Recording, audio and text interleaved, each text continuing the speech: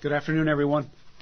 Before we start on the prototype information, I just want to say that at CBP, our thoughts and our prayers are with the folks that have been affected in Texas and the region in Hurricane Harvey. CBP is all in on response and recovery efforts. We're doing everything in our power to save people that are in harm's way. I'm very proud of the deployment that's down there, the Air and Marine officers, the Border Patrol agents, and the Customs and Border Protection officers that are there. And we're going to stay with the folks of that region until recovery starts. And so I want to praise them for the work that they've done so far, and just wanted to start there. Today we mark a significant milestone in CBP's implementation of the President's 25 January Executive Order on border security and immigration enforcement improvements, which among other things directs the Secretary of Homeland Security to take all appropriate steps to plan, design, and construct a physical wall along the southern border. I want to thank the people at DHS and CBP's leadership for their hard work on this, our people in the procurement group, our facilities folks, our acquisitions professionals whose hard work got us here today. I want to thank the former Secretary Kelly, Acting Secretary Duke, and Acting Commissioner McAleenan to give us the time and the effort to get us to this milestone. On March 17, 2017, CBP issued 2 requests for proposals for prototype wall designs. Through the construction of prototypes, we are partnering with the industry to identify the best way to build new and replacement infrastructure along our border before we make further investments. The prototype approach reflects CBP's commitment to being good stewards of our funding resource. Specifically, CBP asked industry input for conceptual wall designs for reinforced concrete as well as alternative material, with the intent to construct multiple wall prototypes in the San Diego area. These prototypes, which are intended to deter illegal crossings, will help us refine the design standards and security requirements that will meet the needs of the U.S. Border Patrol. The prototypes and resulting wall infrastructure will complement the various other tools that we employ to secure our borders. These include sensors, physical barriers, lighting, all-weather roadways, cameras, towers, and other methods that we use to detect and deter illegal crossings into the United States.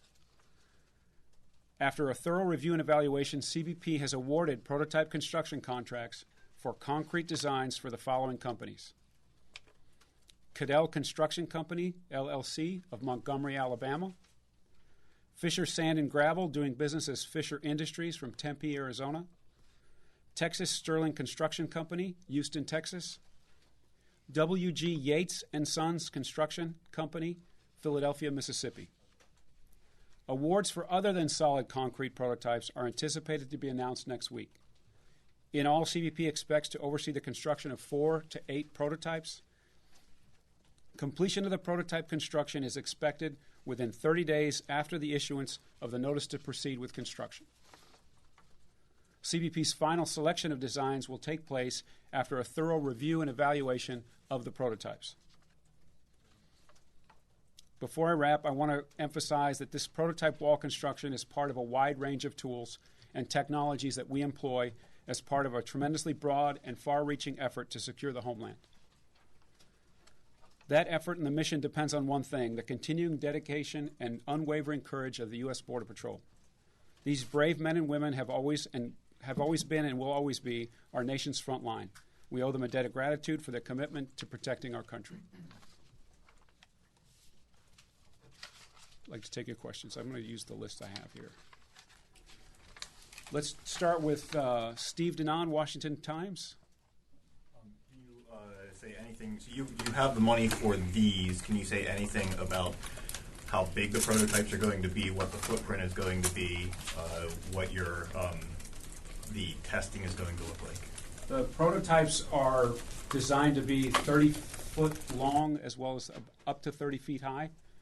And they'll be in close proximity of each other, the 4 to 8 in the San Diego area. And then testing will look at things like the aesthetics of it, how penetrable they are, how resistant they are to tampering, and then scaling or anti-climb feature.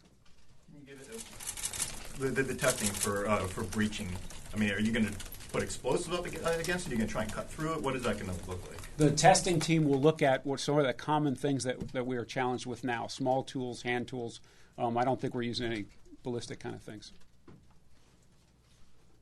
How about Tracy Jan, Washington Post? Yes, how much are these contracts, and what do they look like? Why were these companies selected? So it comes through the regulations and the procurement process by the procurement professionals here at CBP. They've evaluated the proposals and selected these 4 companies based on their ability to meet the requirements in the request for proposal. And so the contracts range from just under $400,000 to just under $500,000. So there's a range between them, the average being about the $450,000 range. Thanks. Is that each? For each section, yes. Those are the 4. Tal Capone, CNN. Tal's not here, but I'm from CNN. You're Greg? He said Greg Wallace. Please. Yeah. So what can you tell us about the commonalities between these designs? I guess we'll see the design soon. And what can you say about the designs that you didn't select? What made them insufficient for this? So I can tell you in general terms what's on the request for proposal. I did not evaluate these proposals. We had another team that did that. But essentially, we're looking for a substantial border barrier. This particular set, and these awards have to do with concrete. So 30-foot tall, aesthetics, anti-climb features, and then we had them pay attention to how we would use technology in association with the barrier. It's one thing I want people to remember, that we're not just asking for a physical structure, we're asking for all the tools that help us secure the border. Can you say what made the designs that you didn't choose? Did they not live up to those standards, or were the ones you picked better in some ways? So in general terms, the ones that weren't selected didn't have enough of the requirements that were outlined in the proposal, and these were seen as better by the evaluation team.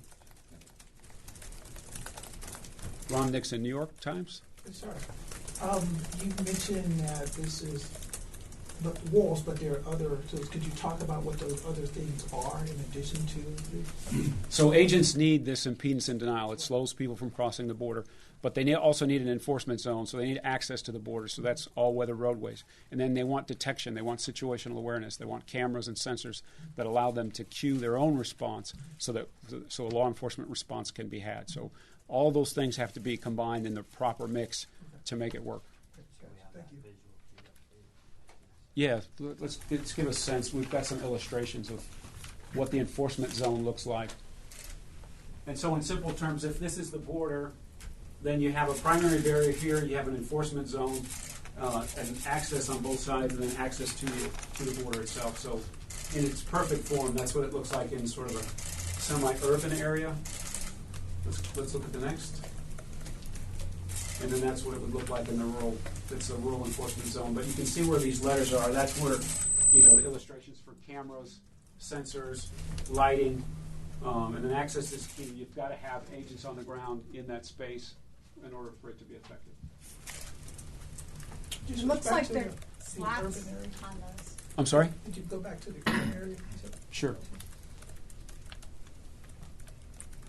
It looks like there's slats on them. Is that just? So the primary enforcement, so this is the immediate border. Concrete's not appropriate for that particular location. So the concrete is used in this kind of secondary view. And this is just an illustration. It could look like that. It could be more solid. That's why we want to do the prototypes. It gets us to a place where we can compare. How about Kevin Johnson, USA Today? Yeah, so, right here. So these 4 are not meant to, they will not be permanent, correct? I mean, you're just putting them up to test them and determine which one meets your needs, and then they'll be removed. We have some options in the contract to do both. If they fit the space and they add to the infrastructure in San Diego in a beneficial way, we can keep them. If not, there's room in these contracts for them to be taken down or moved elsewhere. Geneva Sands? In your view and with your experience, what do you think about these new prototypes? Will make them better than what exists already within the walls that are there? Well, I think this versus some of the other projects that I've helped set requirements for, there's a more holistic view here. So the enforcement zone is sort of the primary laydown. That's kind of the base necessary. And we've thought through on these action plans all of the equipment that the agents need. So this is a much safer environment than what we may have planned for before. The border changes. This is a much more substantial look at it. I think we've done better in that regard. And this is what you want it to look like, ideally? That's an ideal illustration. Sorry, when you say ideal for the prototype, or this is what it would eventually look like if it was really put into So place? in our action planning, this is our conceptualization of what an enforcement zone at the immediate border looks like. And so in an ideal situation, we would have the ability and the resources to build that kind of enforcement zone where it's necessary, not along the whole border, right? It's just where the requirements and the planners in the sectors have decided this is where impedance and denial makes a difference. And that's the kind of safety equipment and all the surrounding situational awareness features and access that's required. Thank you. Given that President Trump has said that he wants a wall that you can see through and that that's essential so you know what's happening on the other side, then why is it worthwhile spending almost $2 million on prototypes for solid concrete walls? So the initial border barrier, the stuff that's at the immediate border, has to be see-through. That's the requirement that's outlined. And having an enforcement zone, that's one of the reasons we're doing prototypes, because we've not used concrete in this application before. I'm sorry, I don't understand. I thought that the contracts you were awarding today were all for solid concrete. They are. So how do you see through solid concrete? So that part of the proposals were to give us features that's see-through features. That's within the proposal. So we will see when they're built how they've addressed that. But again, we'll have cameras and sensors to know when there's activity. But just to be clear, the prototype will fit in this part of the configuration. So this is the border, this is the enforcement zone, and the prototype will be in this situation. So it's less important to see through this part, and it's vitally important to see the part that's at the immediate border.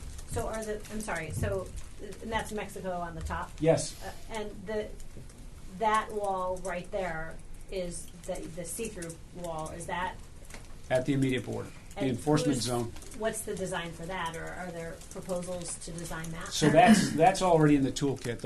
Is what we call PF2 or PF4 or something like that. It's this bollard fence. It's the fence that you see now, the newest of it, if you've been on the border in Arizona or some of the other places. So that's most appropriate for the immediate border. So you're going to use the existing fence or immediate border and have a 150-foot enforcement zone and then potentially a concrete wall. Depending on how the prototypes come out, yep. There's still a lot to do, right? We're going to build 4 prototypes for concrete, and then we're going to build 4 other materials, and then we're going to make decisions about which is most appropriate for which location. How many different types of barriers do you expect to have, and will any of them have lethal enforcement measures for potential crossers? There's nothing lethal in this, and we're going to build 4 to 8 prototypes, depending on how the other materials awards go. How many do you expect to ultimately use in different terrains and so on? It'll depend on what the industry brings forward. We're going to use all the things that we think work the best. So we'll see what kind of innovation comes with the other materials, and we'll see how the prototypes of concrete allow for this kind of application, and it'll be based on the evaluation and testing, and then agent experience, et cetera, to kind of select which is most appropriate where. Hi, thank you. Luis Alonso with EAP. Just to clarify, when you say that you expect 4 to 8 prototypes, will be 4 for the concrete and 4 for the Other see-through. materials, correct. And each of these vendors will do 1 prototype each. You mentioned 4 vendors. So these 4 have been selected under the concrete request for Right, proposal. but they'll do 1 prototype each of them. Unless they're bidding on the other ones as well. They could Okay. be in both. And just to understand, so this means that you have narrowed down the search to these 4 prototypes, and then you could end up picking 4 of them, or only 1, or none of them. Depends on the results. Yeah, picking depends on the evaluation. But it could be 0 to 4, all the options, It could be 0 to 8. or to 8. Thank you. Chief, I'm sorry. Just quickly, Just to understand, you said 4 to 8. So each company will build 1 or 2? These companies that we've named today will build one each. 1 each, okay. And then there's another announcement we will have for awards For the other material. Gotcha, okay. Paying for this wall has been a subject of much debate. How much consideration in selecting these companies was given to what they could actually build these prototypes for, or what they would cost per foot in actual construction? So I'm not sure I understand the question. We've looked at all the feasibility for construction. So this requirement comes from agent level resources, right? Planners and leadership in the field that said, in these locations, we want the enforcement zone, we want border wall here. So we've looked at our own ability to say, well, can it be constructed here? What are the requirements? Can you access the land? Do we have other access? Can you put the other pieces of equipment to go along with it? What about, like, this proposal would cost us $1 million a mile, and this proposal would cost us $10 million a mile? Was that part of the assessing of these proposals? So cost is part of it, and their ability to perform. There's lots of parts of the evaluation. I'm not an evaluator. I'm not a procurement expert. Our job in the Border Patrol and now as leadership is to select the companies that we think give us the best value for what our requirement says, what our proposals came with. Chief, can I? Thank you. You said the completion of the prototype will occur 30 days from the issuance of a notice to proceed. Can you give us some plain language on just how soon we can expect to see a finished product? So the next step with these companies is to sit down and discuss timing and access and all of the kinds of things that get them ready to do construction. And then we will mutually agree on a date for them to proceed, and then we'll give them a notice, and then they'll have 30 days to perform So under are we that. talking months, a year? A couple of weeks, depending on schedules and et cetera. And then at the top, you talked about this being a significant milestone in implementing the president's executive order. For an average voter who thinks, I voted for the president for the wall, you know, you're calling this a significant milestone. Just how much does this step represent progress towards what the president talked about? Well, this is the first tangible result of the action planning that has gone on. But we did so this is the use of the resources that we had available for this year. And then there are other plans underway for other segments. And so we'll learn from this to plug into those segments. And then there's some other work to replace fencing in other parts of the border, including putting gates up in the Rio Grande Valley. So this is the first new initiative that adds to our bigger plans. You said that there was another group who actually did the evaluation of the prototypes. Which group is that? A procurement group here at CBP. They're in enterprise services. They're experts in acquisition and evaluations. And is this procedure that you've come up with so far the most efficient, cost-effective way of going forward? So we looked at all the costs involved, and then there's also a value assessment that's underway as well. I don't quite understand. Can you? So cost gets us to estimates to make requests for additional funding. So we've looked at all the costs that are involved. Was this the most efficient way to move forward? This meets the requirement. So the proposal was written based on requirements that the people on the ground said they needed. The folks that are in this contracting now have met the requirements that are in the proposal. So all of the concrete fencing that you're talking about will be on that secondary line. Correct. Is that right? Correct. So inland from the border. That's right. Can I follow up on that, Chief? Will the other materials, are those also only secondary fencing, or are you considering those for the primary level layer? Well, it'll be based on the evaluation. We'll see what industry brings. We have no idea what those other materials are, so we'll see if it's appropriate for them to be in both locations. Why is concrete only appropriate for secondary? Because of that see-through aspect? That and its durability at the immediate border. We need to be on both sides of a structure that it's not see-through and that's right up against the line. Follow up. How long will be the evaluation of these prototypes? How long will it take the evaluation? There's a testing regime in place, and I think it's between 30 and 60 days of evaluation. In terms of cost, you said these cost about $400,000 to $500,000 each, and you said they were 30 feet. So you're talking about what, $12,000 to $15,000 per foot. Is the cost of the prototype going to be the same as the cost of the actual finished product? No, it's because where we put it really matters. If we have to acquire land, et cetera. There's a lot more that goes into it beyond the cost of these. I would not take what these 30-foot segments cost or the contract award and try to extrapolate it. That won't get you to the right number. That's not how we do it either. It depends on where they go. In the blue? Yeah.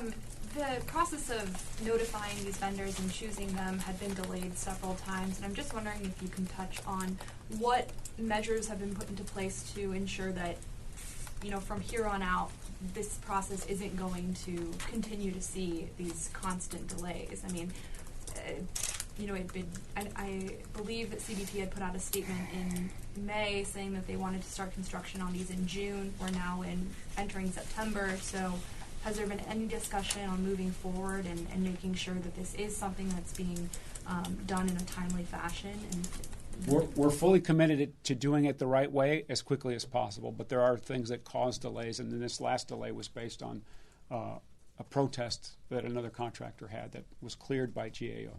So that was the latest requirement for delay. Now that you selected these 4 vendors, can others who were not chosen file protests as well? I believe so. Okay, and how long would that create in terms of the delay? There are, you know, a flood of protests. There are procedural timelines that I'm just not expert in. This last one took 60 days to clear. And Congress already approved funds for these prototypes. So the prototypes are with FY17 appropriations, yes.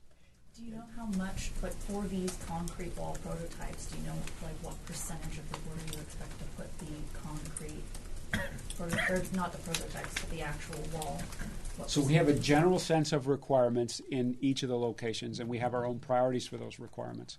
And so dependent on the valuation, like what we say and how the testing comes out, then we can decide where it'll go.